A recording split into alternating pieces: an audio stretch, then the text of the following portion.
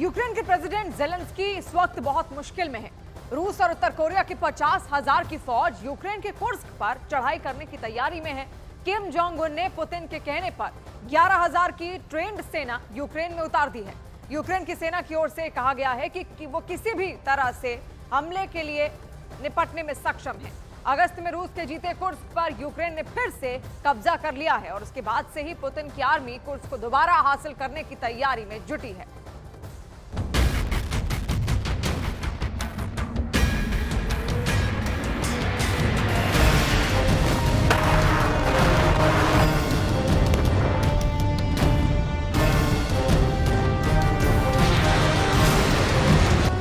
Putin की red force ready. Ukraine के Kursk में होगा प्रलय। किम जोंग उन की सेना थंडरबोल्ट ने संभाला मोर्चा। 11,000 उत्तर कोरियाई सेना यूक्रेन में तैनात।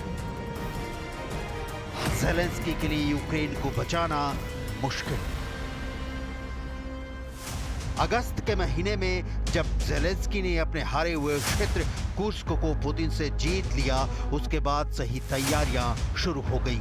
रूस के कमांडरों की मीटिंग पर मीटिंग, वॉर रूम में पुतिन की मैराथन बैठक, यूक्रेन फ्रंट पर लड़ रही सेना को मैसेज, सारे इंतजाम किए गए और जो नतीजा अब सामने है उसका रिजल्ट देखकर ज़ेलेंस्की को रोना आ रहा होगा। पुतिन ने कुर्स्क क्षेत्र को यूक्रेन के कब्जे से वापस लेने के लिए 50,000 सैनिकों को जमा किया है। इनमें 40,000 सैनिक रूसी हैं जबकि 10,000 उत्तर कोरियाई सैनिक हैं। एक रिपोर्ट में दावा किया गया है कि पुतिन ने कुछ ही दिनों में कुर्स्क पर हमला करने की योजना बनाई है। न्यूयॉर्क टाइम्स के मुताबिक किम जोंग उन और पुतिन की संयुक्त सेना हमला करने के लिए फुल एंड फाइनल तैयारी कर चुकी है। उत्तर कोरिया के किम जोंग उन ने हाल ही में अपनी सेना को यूक्रेन के खिलाफ पुतिन की मदद के लिए भेजा है। कहा जा रहा है कि उत्तर कोरिया के सैनिक रूसी वर्दी पहने हुए हैं। पुतिन की सेना उत्तर कोरियाई सैनिकों को पैदल सेना की रणनीति, तोपखाने का हमला और खाई साफ करने का प्रशिक्षण दे रही है। अब सवाल है कि क्या पुतिन किम जोंग उन की सेना के सहारे यूक्रेन से कुर्स्क वापस छीन लेंगे? इस सवाल का जवाब आपको आगे की रिपोर्ट में दिखाएंगे। अभी रूस और उत्तर कोरिया की संयुक्त सेना से निपटने की ज़ेलेंस्की की तैयारी पर फोकस करते हैं। पश्चिमी मीडिया में छपी रिपोर्ट के मुताबिक कुर्स्क के कब्जे वाले हिस्से पर यूक्रेन की रक्षा पंक्ति मजबूत बनी हुई है। ज़ेलेंस्की अपनी पकड़ बनाए रखने में सक्षम दिख रहे हैं। इस बीच कुर्स्क में यूक्रेन के जवानों की उत्तर कोरिया के सैनिकों के साथ पहली मुठभेड़ हो चुकी है। इसमें यूक्रेन के 40 सैनिक मारे गए थे। पुतिन और किम जोंग उन के वॉर प्लान से अमेरिका और नेटो देशों में हड़कंप मच गया है। उत्तर कोरिया का धुर विरोधी दक्षिण कोरिया भी सख्ते में है। यूक्रेन का जिगरी यार अमेरिका परेशान है। रूस 2.5 साल से ज्यादा लंबे युद्ध में यूक्रेनी जमीन के 5वें हिस्से पर कब्जा कर चुका है। लगभग 20% इलाका अब तक रूसी सेना यूक्रेन में रौंद चुकी है। अकेले कुर्स्क में ही 6 अगस्त 2024 से लेकर 25 अक्टूबर 2024 तक 25,000 से ज्यादा यूक्रेनी सैनिक मारे जा चुके हैं। उत्तर कोरिया के सैनिकों को यूक्रेन पहुंचाने का प्लान पुतिन का वो माइंड गेम है। नेटो जिसकी काट नहीं निकालता है तो युद्ध का नतीजा रूस के पक्ष में जाना तय है, क्योंकि इसके पीछे एक बहुत बड़ी डील और बहुत बड़ा लक्ष्य है। युद्ध में 32 देशों के साथ जब नेटो के रूप में अमेरिका का पलड़ा भारी पड़ता नजर आ रहा है, तब रूस ने 3 लाल शक्तियों के बिखरे कुनबे को एक कर लिया है, यानी रूस, चीन और उत्तर कोरिया। कम्युनिस्ट विचारधारा वाले ये तीनों देश परमाणु शक्ति संपन्न देश हैं। तीनों के पास एक से एक खतरनाक हथियार हैं। तीनों देशों के पास मिसाइलों का अथाह भंडार है। ये तीनों देश मिलकर नेटो को करारा जवाब दे सकते हैं। चीन की सेना यूक्रेन की जमीन पर ज़ेलेंस्की की फौज के साथ नहीं उतरी है, लेकिन अमेरिका का दावा है कि चीन रूस को हथियार और लॉजिस्टिक सप्लाई कर रहा है। हालांकि चीन इसका खंडन कर चुका है, लेकिन शी जिनपिंग और पुतिन की ट्यूनिंग कुछ और कहानी बयां कर रही है।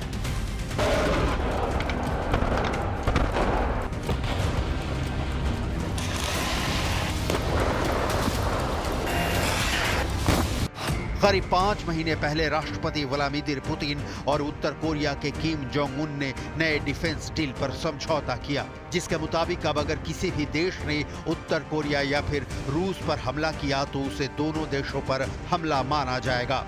दोनों देश मिलकर उस हमलावर देश पर जवाबी हमला करेंगे।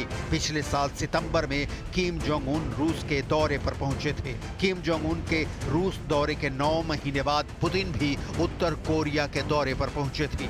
इस दौरान पुतिन ने यूक्रेन से जंग में रूस का साथ देने के लिए किम जोंग उन को धन्यवाद कहा। पुतिन ने भी अमेरिका की धमकी और ब्लैकमेलिंग पर उत्तर कोरिया का साथ देने का ऐलान किया। किम जोंग उन और पुतिन का कॉमन दुश्मन है अमेरिका।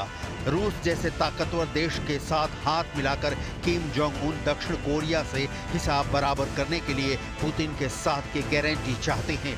यूक्रेन की तरह दक्षिण कोरिया में भी किम जोंग उन की सेना को अमेरिका से ही टकराना होगा, जो अकेले का काम नहीं है। यही वजह है कि उत्तर कोरिया ने अपनी सेना लड़ने के लिए यूक्रेन भेजने से पहले से ही हथियार भेजने शुरू कर दिए थे। दक्षिण कोरिया की एजेंसी ने यह भी दावा किया है कि 13,000 से ज्यादा अधिक कंटेनरों में उत्तर कोरिया ने पिछले साल अगस्त से रूस को तोपखाने के गोले, बैलिस्टिक मिसाइलें और एंटी टैंक रॉकेट भेजे हैं। इसमें कहा गया कि कुल मिलाकर 8 मिलियन से अधिक तोपखाने और रॉकेट राउंड रूस भेजे गए। यूक्रेन की तरफ से लेफ्टिनेंट जनरल किरिलो बुडानोव का दावा है कि उत्तर कोरियाई सैनिक रूस के हथियारों से यूक्रेन के खिलाफ जंग लड़ रहे हैं। यूक्रेन का यहां तक दावा है कि उत्तर कोरिया के 2600 सैनिकों की पहली बटालियन कुर्स्क के इलाके में भेजी जाएगी।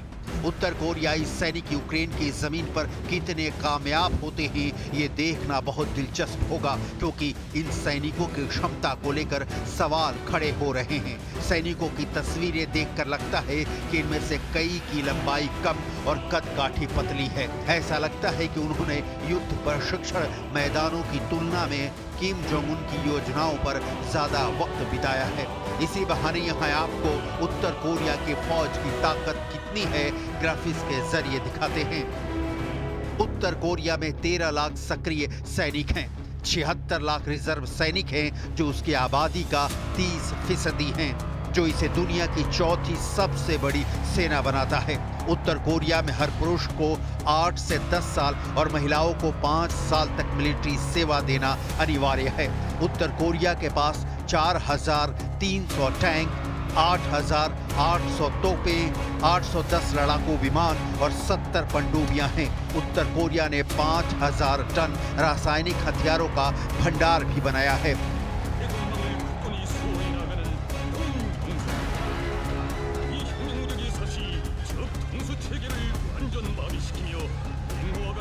किम जोंग उन की बैलिस्टिक मिसाइलों के परीक्षणों वाली हकीकत से पूरी दुनिया वाकिफ है।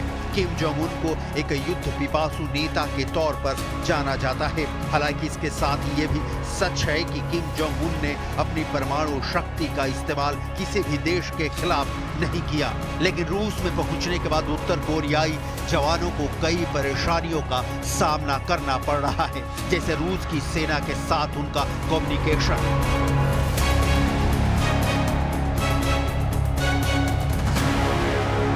भाषा जिसमें बड़ी बाधक है। कोरियाई युद्ध के बाद उत्तर कोरिया की सेना पहली बार है जब विदेशी जमीन पर लड़ने पहुंची है। दक्षिण कोरिया की खुफिया एजेंसी का कहना है कि रूस उत्तर कोरियाई सैनिकों को प्रति माह लगभग 2,000 अमेरिकी डॉलर का भुगतान करेगा।